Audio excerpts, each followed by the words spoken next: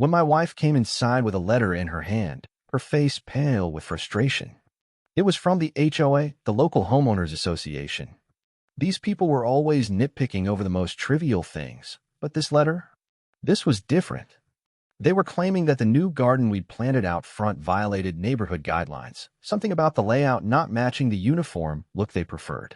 It wasn't an overgrown jungle or anything wild, just a few flower beds, some carefully arranged shrubs, and a couple of decorative stone paths. We had spent the last few weekends working together on it, and I couldn't understand what was wrong with it. At first, I figured it was a mistake, one of those standard complaints they send around to everyone, hoping you'll cave in and fix something minor just to avoid the hassle. So I shrugged it off and told my wife we'd write them a polite letter explaining it was all in line with the guidelines. That was no big deal. But I had no idea this would be the beginning of something much worse. That evening, I went out for a quick jog, returning just as the sun was setting. When I walked into the house, my wife was sitting at the table, the letter still open in front of her. But her face was different now, anxious and upset. "They've sent more threats," she said quietly. I walked over and took a look at the latest letter. This one wasn't just about the garden. It was a warning, with a hefty fine attached, demanding we remove the flowers and replant everything according to their vague and overly restrictive rules, or we'd face escalating penalties. They were serious this time. "Is this really happening?" I asked her, trying to keep my voice calm. "Why are they coming after us like this?" "I don't know," she said, her voice shaking. "But they're threatening fines every week until it's done. And they said if we don't comply, they'll involve the city." I felt the tension rise. This wasn't just a little misunderstanding anymore. They were escalating this for no good reason. And as much as I wanted to ignore it, I couldn't help but feel like this was just the kind of petty power struggle that HOA boards love to start. They had no authority to make these kinds of demands without a valid reason, but they didn't seem to care. But as I sat there, staring at the letter, I could feel my blood beginning to boil. They had no right to treat us like this. This was our property, and this was something we had worked hard on as a family. We weren't just going to roll over for them. As I looked up at my wife, I knew something had to change. This wasn't just about a garden anymore. This was about standing up to people who thought they could bully others because they had some perceived sense of power. And if they thought they could push us around, they were in for a rude awakening. The next day, I decided I wasn't going to let this slide. As a retired Navy SEAL, I had learned to handle tough situations with strategy, and this was no different. This wasn't about fighting physically. It was about standing my ground and using my experience to handle this the right way. I immediately sat down and began drafting a letter in response. I knew that being calm, professional, and clear was crucial. I wasn't going to let them provoke me into a heated confrontation. I carefully outlined the facts, that the garden followed every rule in the HOA guidelines regarding aesthetic standards, and that no part of it was obstructing walkways or violating any other building code. I also referenced the part of the HOA's rules that allowed for homeowners to have discretionary adjustments to their landscaping, so long as they didn't affect the overall look of the neighborhood. I wrote that I was more than willing to meet with the board to resolve the situation, but I made it clear that I wasn't going to be intimidated into making changes that were unnecessary. I closed the letter by referencing state property laws that protected homeowners from unreasonable HOA restrictions, subtly making it clear that I knew the law and was prepared to stand up for my rights. I spent the rest of the day double-checking everything, ensuring I hadn't missed anything that could give them an opening. Once I was satisfied, I printed the letter, signed it, and dropped it in the mail. It was time to make it clear to the HOA that they couldn't just push us around. By the time I'd mailed the letter, I felt more in control, but I knew this wasn't over. As much as I tried to relax, the feeling of frustration lingered. It wasn't just the garden anymore. It was the principle of the matter. I had spent my entire life facing dangerous situations and overcoming obstacles, but this felt like an unnecessary battle. The HOA's interference in something so simple, something that should have been celebrated as an effort to improve the neighborhood, was testing my patience in a way I wasn't used to. That night, I told my wife what I had done. She was relieved, but I could see that she was still anxious. "What if they just ignore us?" she asked. "Or worse, escalate it?" "I've been in tough situations before," I reassured her. "This isn't anything I can't handle. Just stick with me. We're going to make sure this gets resolved, one way or another." As the days passed, I kept an eye on my mail, waiting for a response. I knew that as a retired Navy SEAL, I had the mindset and skills to handle whatever came next. I wasn't just an average homeowner. I wasn't just someone who'd cower in front of an HOA board. I was prepared to take this as far as it needed to go. I just didn't realize how quickly things would escalate. A week later, I received a letter from the HOA, but it wasn't what I had hoped for.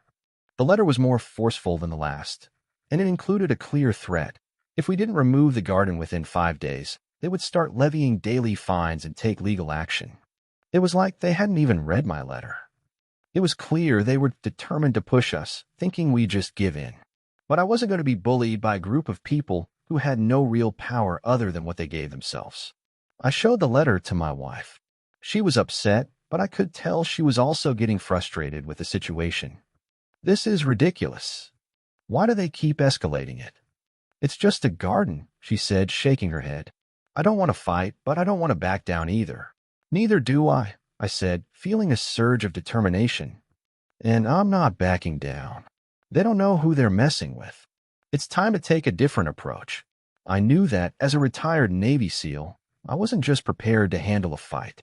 I had been trained to assess situations, think strategically, and deal with them in ways others wouldn't expect.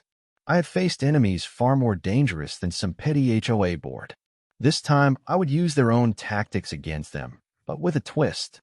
I wasn't just going to play their game. I was going to change the rules. That night, I called a friend from my military days who had connections in the legal world.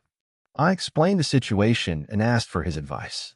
After hearing the details, he recommended a local lawyer who specialized in real estate law and HOA disputes. He told me that legally the HOA was walking a very fine line and that they could be held accountable for harassment, even violating my rights if they continued on this path. My friend assured me that the right legal representation could turn the tables in our favor. The next day, I reached out to the attorney and explained the situation. He was more than happy to take on the case, seeing it as an easy win based on the circumstances. He told me that, in his experience, many HOAs back down when confronted by homeowners who were willing to take legal action. I wasn't interested in just winning this in court. I wanted to make a point, to send a message. The HOA's enforcers needed to know that they couldn't intimidate people like this without consequences. And I knew exactly how to handle this in a way that would make the point loud and clear. The following week, I met with the attorney, and we began preparing for the legal battle that was sure to come. The attorney reassured me that I had a solid case, and I felt a sense of confidence I hadn't had in a while. But deep down, I knew this wasn't just about a garden anymore. This was about the principle of standing up to authority when it was being abused. It was about sending a message that homeowners wouldn't let an HOA run roughshod over their lives without consequences. The attorney filed a formal complaint on our behalf, citing multiple violations of state law and a clear pattern of harassment. He outlined how the HOA's actions were not only unreasonable, but potentially illegal, given that they were threatening fines and legal action for what amounted to a minor landscaping choice. I was no longer just dealing with the HOA. I was now engaged in a legal battle that would have repercussions far beyond my garden. But then something unexpected happened. On the morning after my attorney sent the complaint, I heard a knock on the door. I opened it to find 2 men standing in front of me. They wore matching polos with the HOA logo on them and had that confident, slightly smug look that people in positions of power often carry. One of them stepped forward and introduced himself as the head of the HOA enforcement team. "Mr. Callahan," he said, extending his hand. "I'm here to inform you that we've decided to send a team to inspect your property in person. We'll be looking for any violations related to your landscaping. If you continue to resist, we may have no choice but to escalate things further." I took a deep breath, keeping my cool. This wasn't just about inspecting my property. It was intimidation. They thought they could scare me into submission. But they didn't know who they were dealing with.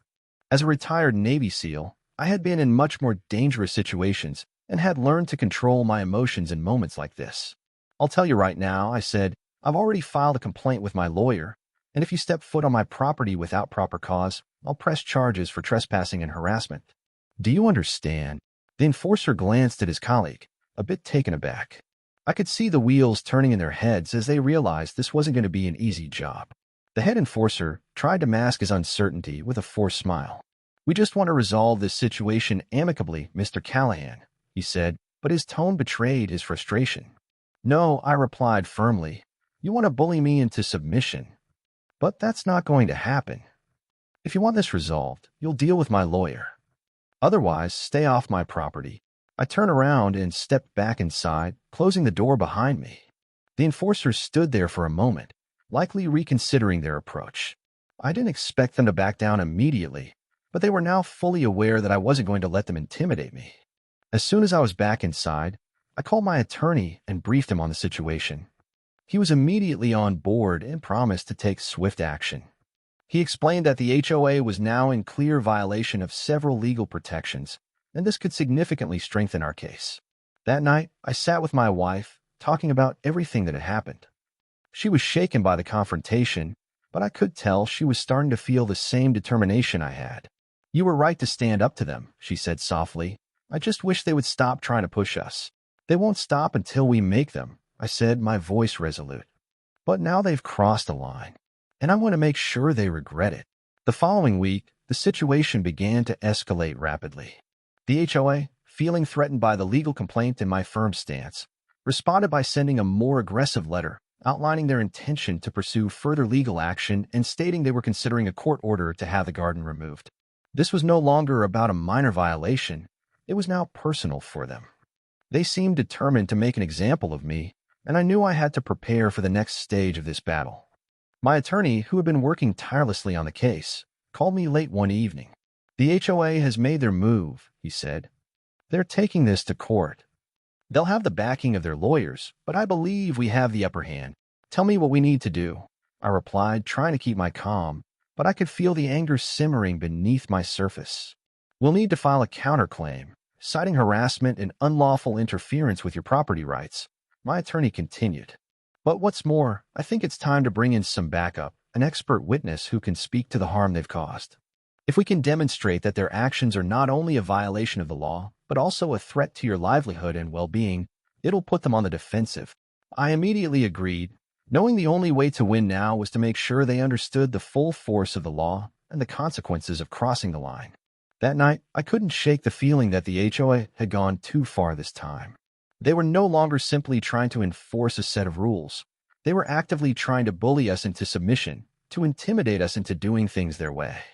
I had been in tough situations before, but this felt different. This wasn't just about the garden anymore. This was about the very principle of standing up against unjust authority. The next day, I met with my lawyer to go over the next steps. We finalized the counterclaim and arranged for the expert witness, a former HOA lawyer turned advocate for homeowners' rights, who would help bolster our case. His reputation was solid, and he had successfully helped many homeowners challenge oppressive HOA policies in the past. His involvement was a game changer. In the meantime, my wife and I did our best to stay calm, but I could see how the constant stress was starting to wear on her. She'd always been the heart of our home, and I could tell this situation was affecting her deeply. I made sure to keep reassuring her that we would get through this, but I also knew it was taking a toll on her emotionally. It was tough to see someone you love endure unnecessary stress and hardship, especially when it was all stemming from something as trivial as a garden. The court date was set, and it wasn't long before we were facing off against the HOA in the courtroom. As we walked into the courthouse, I could feel the weight of the situation. The other side was prepared, with a team of lawyers who seemed determined to crush us. But I wasn't intimidated. I wasn't going to let them push us around any longer. When the judge entered the courtroom, I took a deep breath, ready for the fight of my life. The HOA had no idea who they were dealing with. They thought they could bully a regular homeowner into compliance. What they didn't know was that they had picked the wrong fight. As the case began, I watched the opposition's lawyers argue their points, pointing out the supposed violations of the garden and trying to paint us as unreasonable homeowners. But with each argument, I sat back, knowing our case was airtight. The expert witness we brought in was powerful, detailing how the HOA's harassment violated legal property rights and how their actions were nothing more than an abuse of power. When it was my turn to testify, I stood tall, speaking calmly but firmly about the situation. I explained how the HOA's actions had affected my family, how it wasn't just about a garden, but about their systematic attempts to control and intimidate. I made it clear that we weren't going to be bullied into submission and that our rights as homeowners were being violated. The judge listened intently, and I could see that we were starting to gain the upper hand. The HOA's arguments began to fall apart under scrutiny.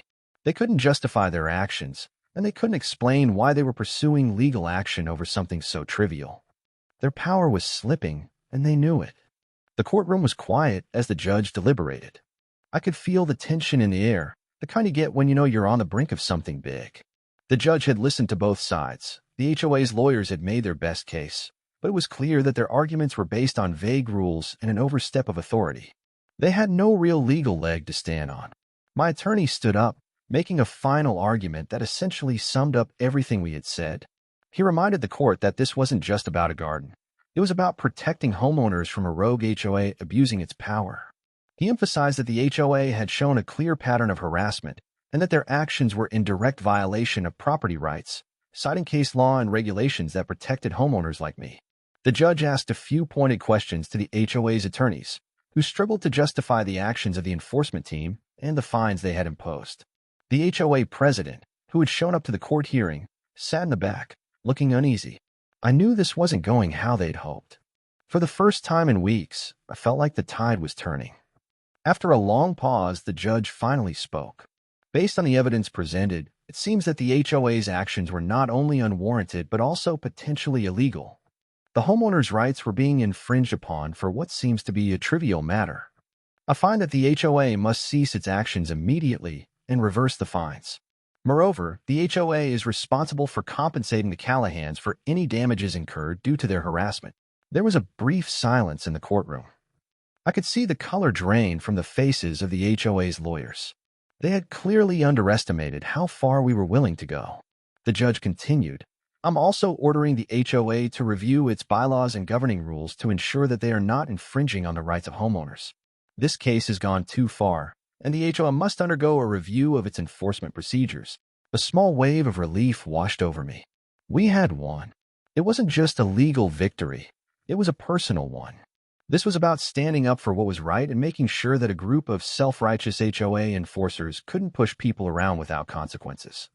As we left the courtroom, I couldn't help but feel a sense of pride. My wife, who had been sitting beside me through all the stressful days, gave me a tight smile. We did it, she said, her voice full of relief. I nodded. We did. And they won't be messing with us or anyone else in this neighborhood again. It wasn't over yet, though. As the news of the court ruling spread through the community, I knew that this case had set a precedent. It wasn't just a victory for me. It was a victory for all the homeowners who had been bullied by overreaching HOAs. And it was a reminder that no one, no matter how much power they thought they had, could trample over someone's rights without facing consequences. Over the next few weeks, the HOA made several attempts to calm the situation. They sent out a formal apology letter, offered to remove the fines from our record, and promised to review their policies. But I wasn't interested in their apologies. The damage was done, and the community knew that the days of unchecked HOA authority were over. We decided to stay in the neighborhood, but things had changed. We had stood up for our rights, and in doing so, we had made sure that future homeowners wouldn't have to face the same harassment. The garden remained untouched, and as I looked out at it from my porch, I felt a sense of peace, not just because we had won, but because we had made a stand for what was right. Despite the legal victory and the apology letter from the HOA, the aftermath was far from over. The court ruling had made headlines in the local news, and soon it wasn't just our neighborhood dealing with the fallout, it was the HOA system as a whole. The phone calls started coming in. Other homeowners who had been facing similar issues began reaching out, asking for advice or legal help. Some had been fined for minor violations like yard decorations, others for garden layouts, and a few for even less significant matters. It was clear that this wasn't an isolated incident. Many HOAs were overstepping their bounds and bullying homeowners into compliance, often without regard for the law or personal rights. I started receiving messages from across the city, even from neighboring towns, asking me to help them fight back. I knew this was bigger than just us now. Our victory had inspired people to speak up, and I realized I had the opportunity to turn this experience into something meaningful for a much larger community. One evening, as I was reflecting on everything that had transpired, my wife and I sat down with a cup of coffee. She looked at me, her expression thoughtful. I think you've just opened a door for something bigger, she said. What if we could help people like us? People who've been bullied by their HOAs but didn't know how to fight back? It was a light bulb moment. I'd spent my whole career in the military, where I learned the importance of leadership, discipline, and strategy. Now, I could apply those skills in a new way by helping homeowners navigate the complex and often intimidating world of HOA regulations and ensuring they knew their rights. I could be a resource for them, guiding them through the legal complexities and empowering them to stand up for themselves, just as I had. I contacted my attorney and explained the idea. He was fully on board and suggested we collaborate on a website where people could access resources, learn about their legal rights, and get referrals to lawyers who specialize in HOA disputes. The idea was to create a community where homeowners wouldn't feel alone, and they'd have the tools and knowledge to fight back against HOA overreach.